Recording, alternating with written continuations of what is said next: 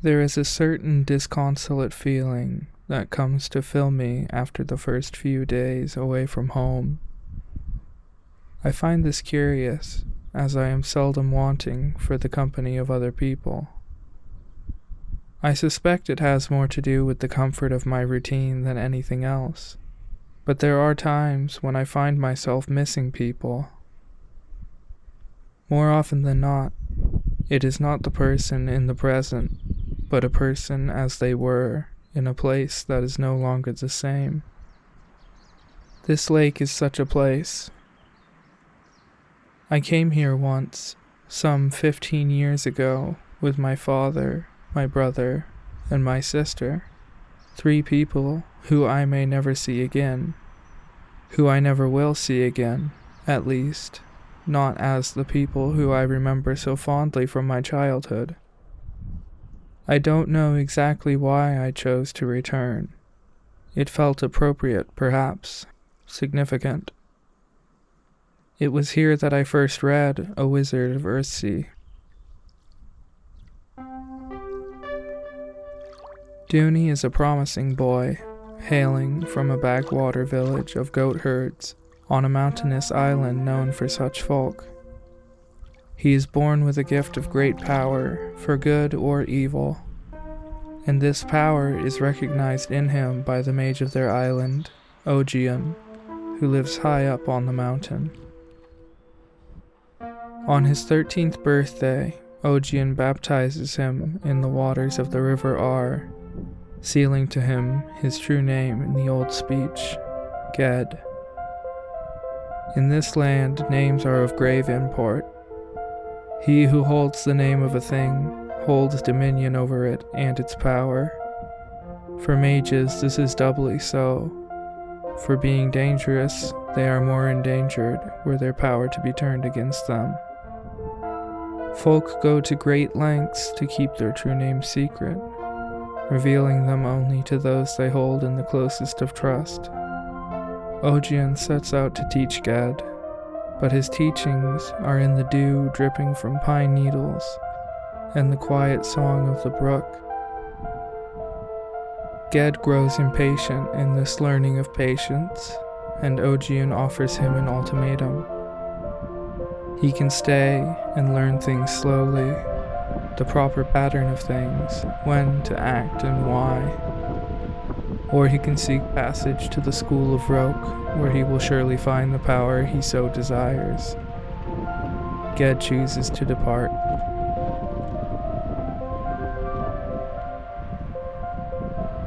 I have always been obsessed with trying to understand why things happen.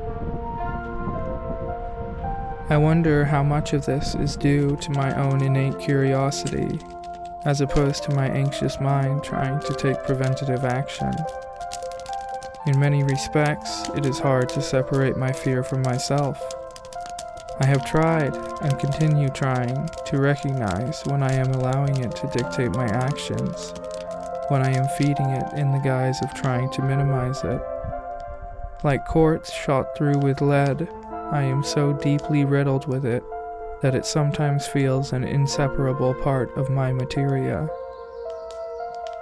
It is a drop of vinegar in the glass of milk, a flaw in the gem, a garish smear of crimson across the canvas. All of the good that it touches is diminished in its presence, corrupted.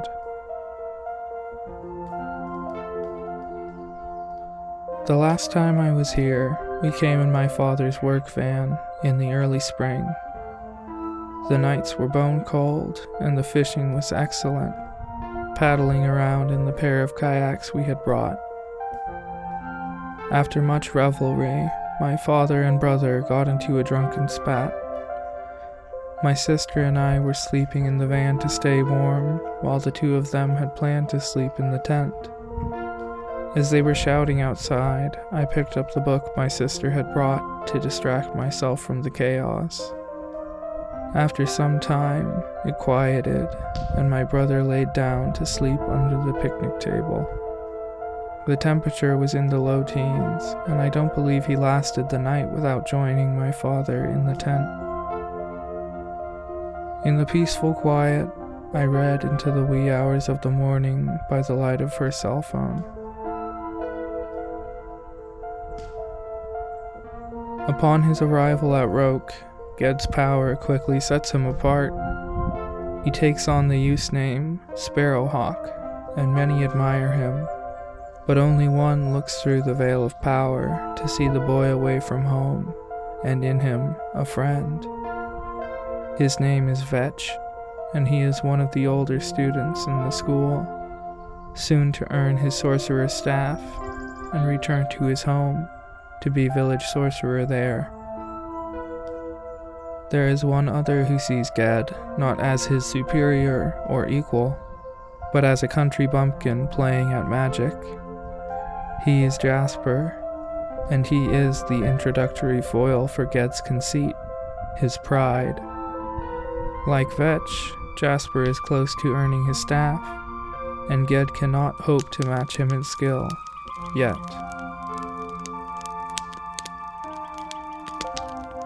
There is a stillness to the forest, both tranquil and unsettling. Away from the machinations and machines of man, the ringing in my ears grows loud, and the voice of my mind seems almost audible. When it is this still, this quiet, the smallest of noises seems a shout. There is nothing quite so lonely as laying down to bed to hear a pair of loons calling out over the water. Many a time have I considered leaving society to make a place all of my own in some forest, to abandon civil niceties and live free from the expectations of others, of which I bear many. There was a time once when this might have been a possibility, but no longer. My illness dictates that I shall not have a lapse in medical insurance and cash flow for the remainder of my life, else that remainder should quickly diminish into scant weeks of misery. But I still feel called to the woods, and I answer when I can, to visit for 2 days or 4. The forest brings me peace from other people, but that peace comes with its own set of problems. When I'm this far off the beaten path, everything I do with my surroundings in mind. The sights are serene, the daily routine that emphasizes the procurement and preparation of simple food forces other concerns to the back of my mind. And in the downtime between meals, I do more reading than I usually have time or attention for. But I must always remember, always be ready for a bear to walk out of the brush. There is no real escape from life's problems. You simply choose the set of issues that you prefer. Several years pass, and Ged soon has the knowledge to match his power, if not the wisdom. He challenges Jasper to a duel of sorcery. Each will perform great acts and attempt to outmatch the other.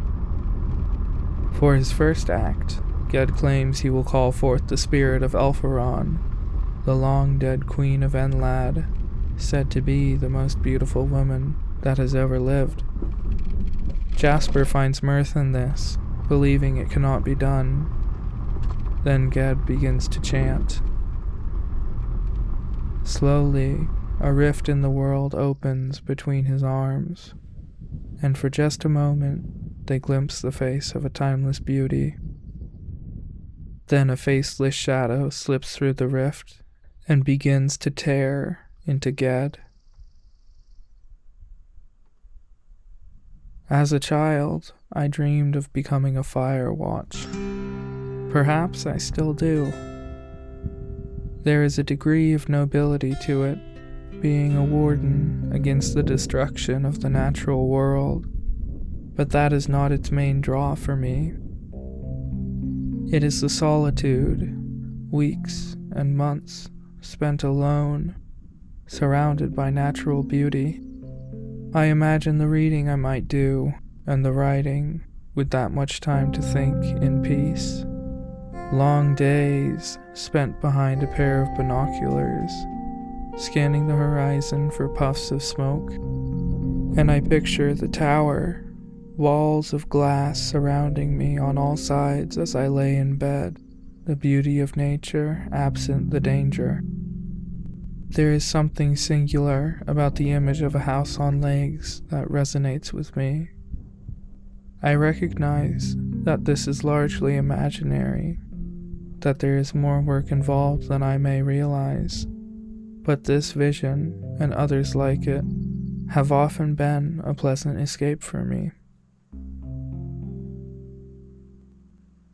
Ged is gravely injured, both spiritually and physically, and this only because the Archmage gave his life to banish the creature from the island. Had he not, Ged would be dead, or something much worse than dead. His days are spent in fear of the creature, for having loosed it into the living world, Ged is certain it will seek him out again, seek to act its will through his body. His dreams are filled with it, always chasing him, as a headless bear or an immaterial shadow. He cannot imagine leaving the safety of Roke, but neither can he stay.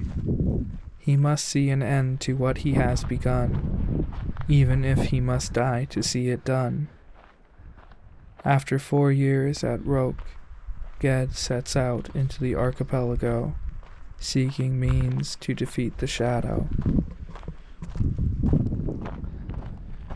For much of my life, I have considered nature's beauty to be a fragile thing, easily destroyed in one thoughtless act.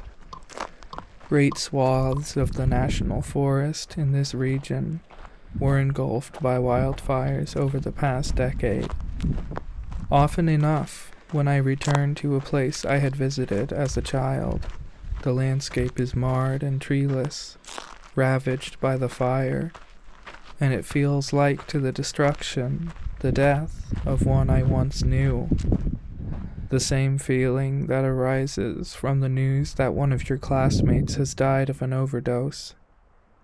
I knew that person once, and perhaps I had thought never to see them again, but the reality of my past has become less real in their wake. I mourn the person they were as a child, when I was a child, not having known them as an adult. And while it might not be cause for great grief, it is still a sad shrinking of the world. I saw a dead dog lying upon the roadside on my drive over the mountains. Though I didn't know the dog, it gave me a similar feeling. On his journey, Ged slays the dragons whose presence has been looming over a cluster of islands, and becomes a local hero. A fellow traveler points him in the direction of Osgil, the court of the Terranon, where he may find a sword to fight shadows with. He travels by ship as an extra oarsman, then on foot, where he is led by another heading up that road, Skjor. Ged walks behind, and Skjor grows quiet. After some hours have passed, Ged asks him how much farther they must walk. Skjor answers, "Not far." But his voice is not that of a human. In this moment, Ged knows he has been tricked. Skjor may have been a man when they set out, but he is now a Gebeth, one possessed. Ged raises his staff to strike it down, but the shadow speaks, Ged, and with its naming of him, he loses access to his powers of wizardry. He begins to run. I think of nature's beauty as fragile, yes, but the charred firs and pines, still standing tall and extending new growth, say otherwise. The beauty of nature is resilient. It was molded to be, by intent or not, and we were not passed over in this distribution. No, we contain more resilience than perhaps any other creature. Does this enlist us into a certain duty of protecting nature? Perhaps. I like to believe so. But it is as a parent's responsibility to the temperamental 2-year-old. Nature contains no inborn sense of right and wrong, of fairness. It brooks no room for disagreement. A mother bear would sooner kill you for accidentally passing by the tree her cub was in than consider that you had no intention of harm. This, I think, is a large part of the innate fear I feel. It is the fear of being animal, but more, possessing the awareness of oneself as animal, without the ability to divorce the mind from the body. It is easier, to a certain degree, to live only as animal for a while, and perhaps that is what I seek here, and what I sought in the idea of being a firewatch. Peace from people. Concern only for the needs of the body and the needs of the forest. But the mind always wants more. It knows that we are more. For miles, the Gebeth bears down on him, always at his heels, never falling behind, but never quite catching him up. As Ged reaches the gates to the court of the Terranon, he loses consciousness. He awakes in a bed of velvet, greeted by a young woman, Sarit, whose name means silver in the tongue of that land, and whose husband is the master of the court. Recognizing Ged to be a man of some great power, she leads him down to the lowest rooms of the castle. In an empty room, but for the ancient cobbled floor, she asks him, "Do you see it?" Indeed, from an unremarkable cobblestone in the center of the floor, Ged feels the emanations of great power and malice. She tells Ged that he who has the power to master the stone can ask of it any question, and it will tell the answer. Should he choose, he could ask the name of his shadow, and with that knowledge, overcome it. But Ged recognizes the trap, for the great evil spirit in the stone would do with him much as the shadow would, to make him a Gebeth, a slave of the stone. He chooses to take his leave of the court then, but the master summons the servants of the stone to pursue him, botched, winged beasts of a time before birds or dragons or men. Ged transforms into the pilgrim falcon that flies like thought and takes wing eastward across the sea. I believe beauty, truth, is found at the juncture between preparation and opportunity. Without fail, within scant days of learning a new word, I will encounter it in the wild, unsought. This is a law of the universe. No matter how esoteric the word, it will find me. When Morid sought the true name of his foe, raindrops spelled it out upon the dust of the battlefield. I believe the seeking of something calls opportunity into being out of the ether. If you walk into the forest with paints and canvas, you will find something truly remarkable awaiting your arrival. One morning, on the Isle of Gaunt, Ogian walks out of his hut into the chill frost. The sun is well risen, but still has yet to clear the shoulder of the mountain. From the sky, a falcon cries and dives for him. He extends his arm, and it alights there. Ogian stares into the bird's eyes for some time. I named you once, I think, he says, and takes the bird into the hut, setting it down by the hearth. Slowly, he begins to weave a spell, and when the spell is ready, he invokes Ged. After waiting for some time, he turns, and the boy is sitting there, clothes worn to rags and salt stained from the sea. Ged cannot speak, for having spent so long in the form of a falcon, he had slowly begun to lose himself. Ogian sets a sleep charm upon him, and for the first time since he left Roke, Ged finds true rest, safe for a time from the dogged chase of the shadow.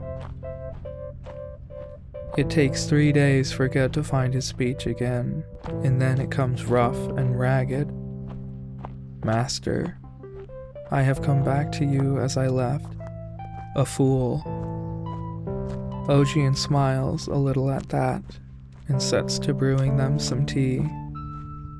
Ged tells of all that has happened since he first left Gaunt, and when he is done, Ogian is silent for a long time.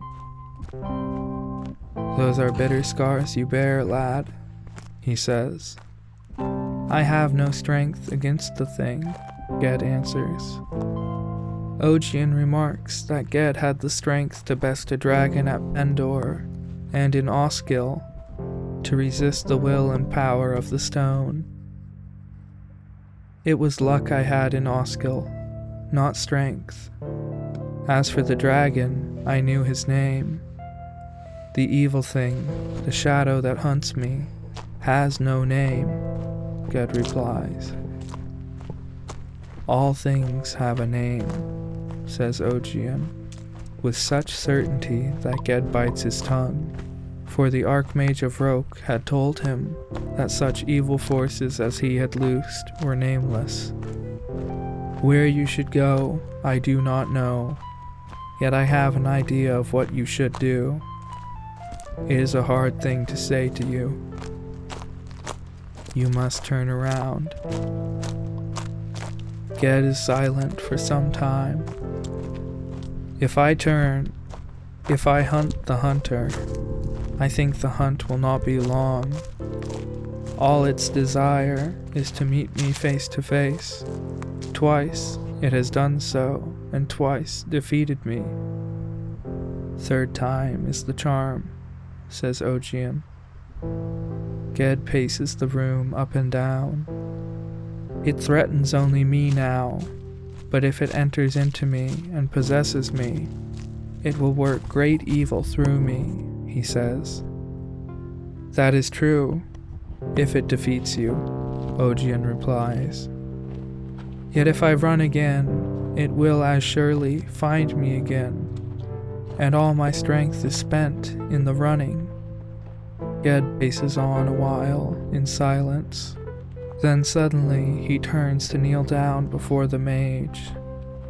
I have walked with great wizards and have lived on the Isle of the Wise, but you are my true master, Ogian. Good, says Ogian. Now you know it. Better now than never.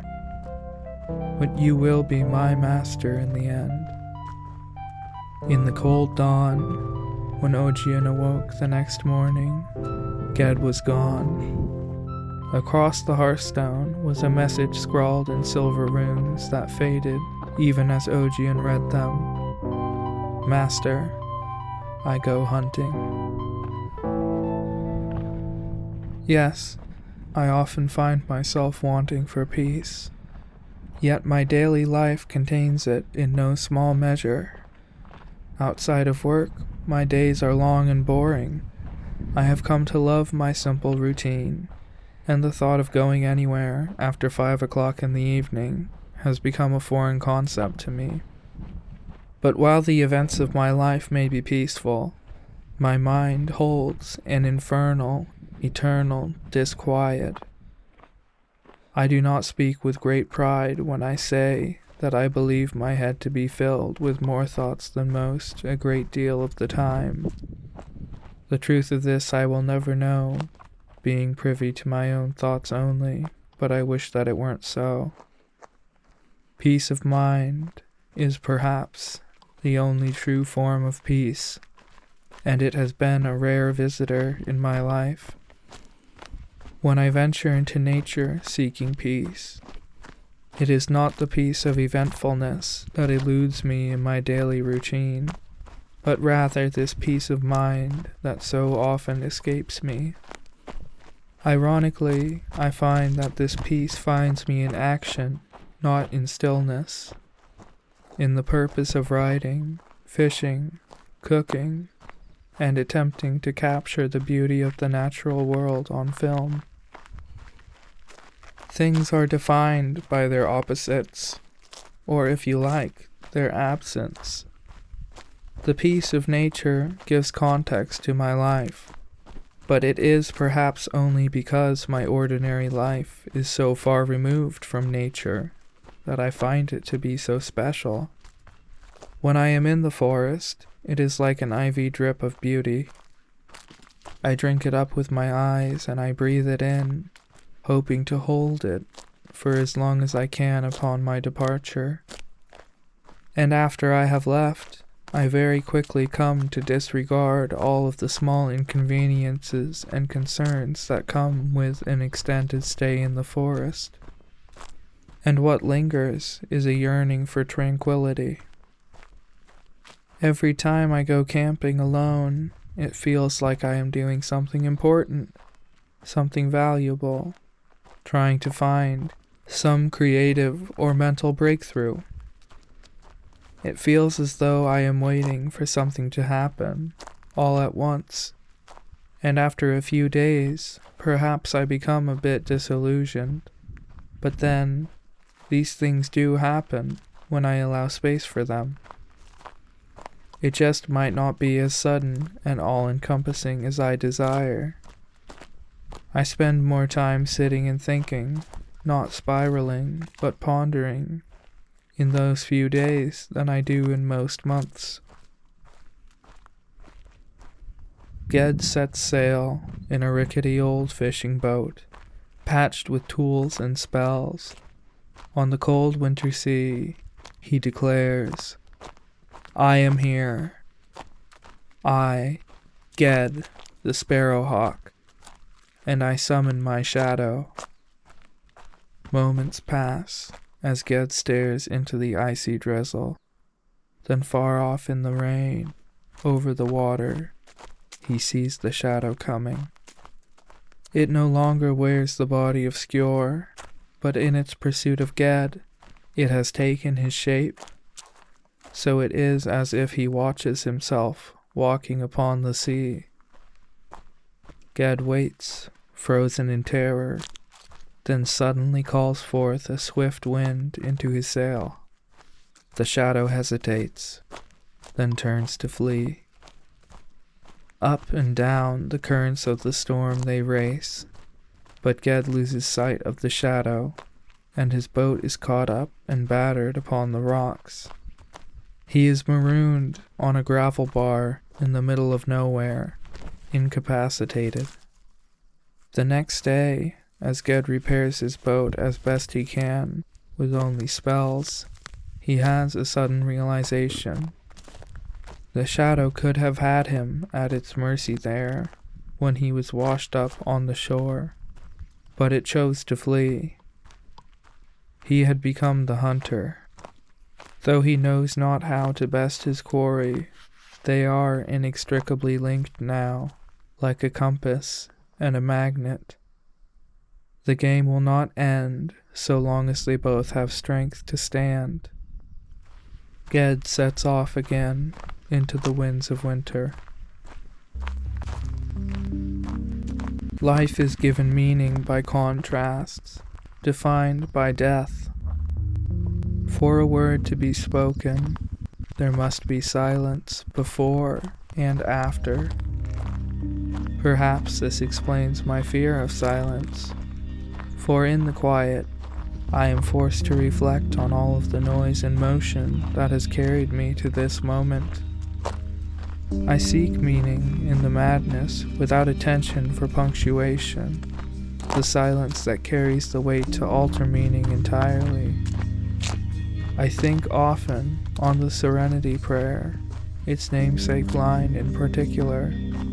God, grant me serenity to accept the things I cannot change. We consider the events of the past as set in stone, things to accept or reject, with the latter creating a path of pain. But I find my past to be very much alive, like a logjam on the river. It persists, but its components and the connections they make shift with the passing of each year. New pathways emerge, and interesting flotsam finds a way of wedging itself in the cracks. Experiences aren't filed away into readily available anecdotes. They are wounds to the psyche, remembered in the clenching of the bowels, the stuttering heart, the glaring absence of another's weight in your bed. They are recycled and regurgitated into the stories you tell yourself of the future, the pain it will hold, imagination masking the origin, the true source of your fear. A butterfly flaps its wings and causes a hurricane.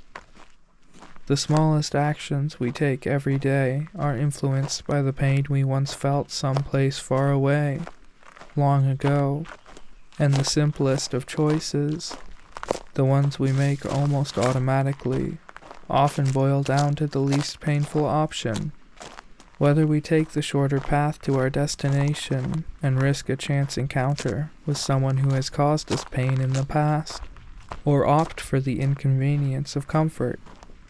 Unconscious or not, the latter choice is not simply a choice to avoid pain. It is a choice to feed the beast that is fear. And I say beast very intentionally, for like an animal that has received a desired outcome from a certain behavior, it will take the same path ad infinitum unless the reward is withdrawn. After some days, his food supplies run low, and he lands at the Isle of Ifish. There he meets, in passing, his friend Vetch, who is village sorcerer of that town. Vetch makes a gesture to ward against evil. Foreseeing Ged, he thinks him to be the shadow that had passed through the isle mere days before. When he recognizes Ged as being himself, he is overjoyed, and they break bread together. Ged explains his quest, and all that has passed. Vetch ponders this for some time. I'll go with you, Ged. No. I think I will. No, Vetch. I began this evil course alone. I will finish it alone. I do not want any other to suffer from it. Pride was ever your mind's master. Now think. It is your quest, assuredly. But if the quest fails, should not there be another who might bear warning to the archipelago? Ged begrudgingly accepts this common sense. At daybreak, the two young men set sail. Following no compass but his heart, Ged steers the vessel toward his doom. Courage is defined by fear, but not as fear's antithesis. Without fear, there is no inhibition to action, no difficulty. Difficulty, too, defines courage. Bravery is overcoming, or attempting to overcome, a physical problem, in spite of a mental barrier that can easily thwart the attempt from ever taking place. When we imagine bravery, it is a noble thing for grand endeavors. The knight going to slay the dragon or die in the attempt. In this paradigm, I have perhaps been brave once or twice in my life, that being the only conscionable course of action given the circumstances. In such a scenario, when your hand is forced, the physical logistics of the task supersede the difficulty of any decision that might have been made. Almost anyone can, at any moment, muster the courage it takes to put your life at risk for another or otherwise. This is not to diminish the value of the quality of courage as something commonplace.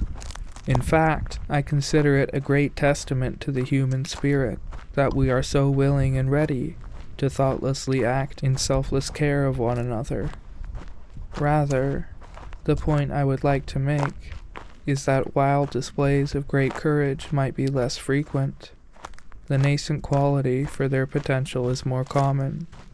It takes but a short moment of resolve to die, but to live is a whole other beast entirely, and to live for yourself and not in service to another, I find to be perhaps the most difficult task of them all. Southeast is their heading, and they come to Ostowell, known as the last land before the world's end. They stop briefly to refill their supplies, but they continue on their course. For days, weeks, they sail, sleeping in shifts with no land in sight. Ged stays awake that night, manning the helm, his focus unerring, peering into something unseen, out on the emptiness of the open sea. Vetch, we are coming near. Well then, that is good, Vetch replies. Ged watches again that night, unable to sleep in the dark, nor does he sleep on the third day. The mage wind loses its power, and Ged begins to row. The water grows still, and then dark. Their course becomes sluggish. Like an illusion, Vetch sees suddenly that they sail through a sea of black sand, and yet they float upon vast depths of sea. He speaks a spell of revelation to dispel the seeming, but there is nothing to dispel. The boat runs aground, and Ged, grabbing his staff, steps lightly over the side of the boat onto solid ground.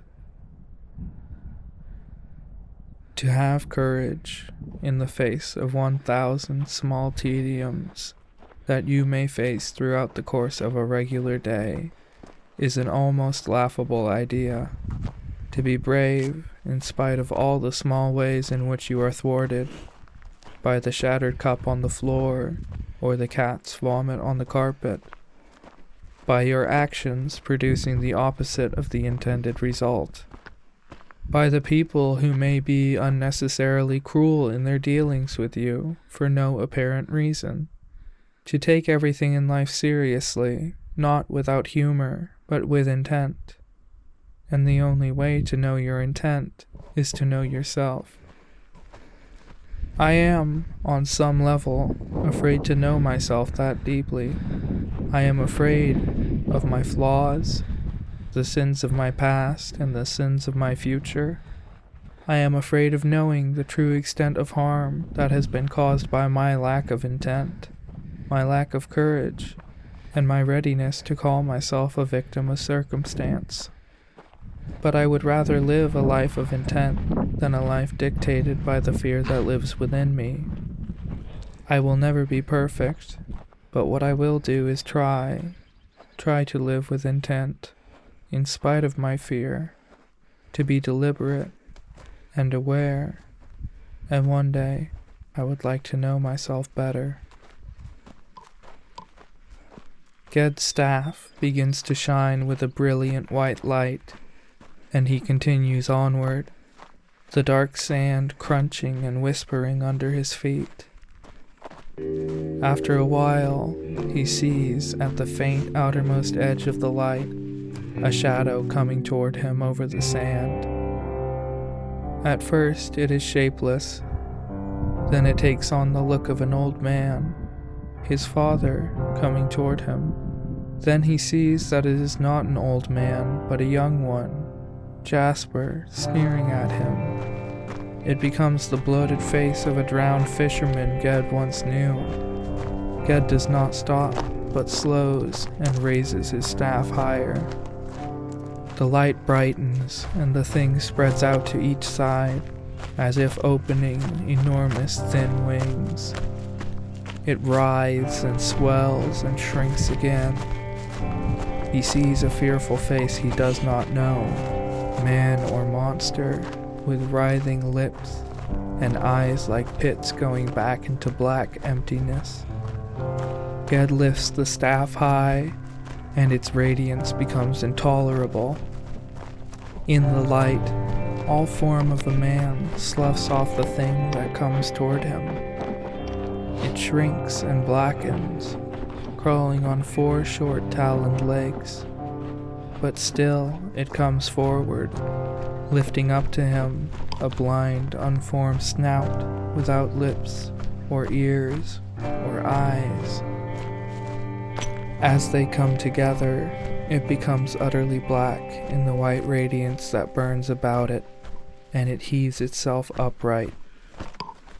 In silence, man and shadow meet face to face and stop. Aloud and clearly, breaking that old silence, Ged speaks the shadow's name, and in the same moment the shadow speaks without lips or tongue, saying the same word, Ged, and the 2 voices are one. Ged reaches out his hands, dropping his staff, and takes hold of the shadow, of the black self that reaches out to him. Light and darkness meet and join and are one. Vetch watches in terror, thinking him lost.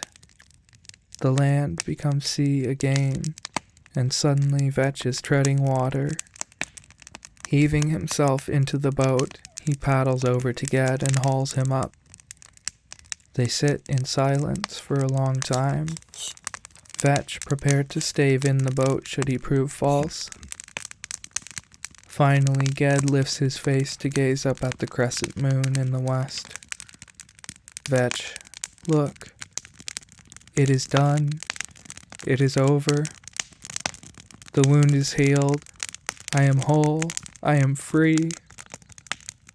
Then he bends over and hides his face in his arms, weeping like a boy. Ged was hunted by fear, as I am, as I have been my whole life. It was named more than once as his fear of death, as a nameless creature of darkness, as a being that seek to devour his soul and live through his body. But it was only when he chose to stop running, to hunt his fear and to embrace it, to name his flaws as a part of himself, that he became whole. What would it take for me to do the same?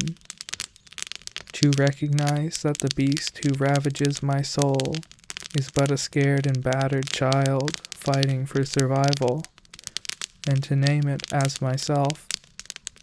The truth is there, but while I know it in my mind, it is difficult to make my heart understand. That is, I think, the whole battle. I have claimed before that everything happens for a reason. I still believe this to be true, but I would like to amend that statement. Everything happens for a reason, but much happens without intent, and things often happen as a direct result of intent's absence. A great deal of the pain I have felt and dealt throughout my life can be explained thusly. Ged was able to turn, to face his fear, and in one act of great resolve, to make peace with it. There is no single moment for me, for any of us. There is no chivalry, no great courage, no applause or recognition, no definitive point of overcoming. There is only the quiet agony, the silent boring torture, of living every waking moment under the thrall of my nervous system. Words do not describe it, only because the mind cannot perceive this level of psychic pain, sustained over the adequate timescale all at once. It is far too long. There is no end in sight. And it does not take one great effort, one final mustering of courage. It requires hundreds, thousands of mental recalls and decisions to actively fight it every day, to make what feels like the barest of efforts. I have been waiting my whole life for things to get better, to feel good enough to do anything. I claim no mastery over my mind. I spend most of my waking moments somewhere between hysteria and despair. I regret the things I have done and those I have not. But I am learning. I am learning that it all boils down to courage and fear. Courage to put in the effort every day, to be mentally aware, in spite of my continual and almost complete failures on a regular basis. To force myself to sing in my car on the way home from work, even when my body insists that I am dying. Courage to get out of bed at all. Waiting will never make anything better. My mind insists that taking action will make things worse. Maybe it will. But I will never let it be said about me one day that I had lived a miserable life and left nothing to show for it. If I am going to be miserable, let me be miserable writing something that is important to me. Let me be miserable making music. Let me be miserable on calm shores, surrounded by forest and birdsong. Let me be miserable laughing with those I love. Let me be miserable in the sunshine, watering my little garden. Let me be miserable and brave. Perhaps then I will find something resembling peace. Thank you.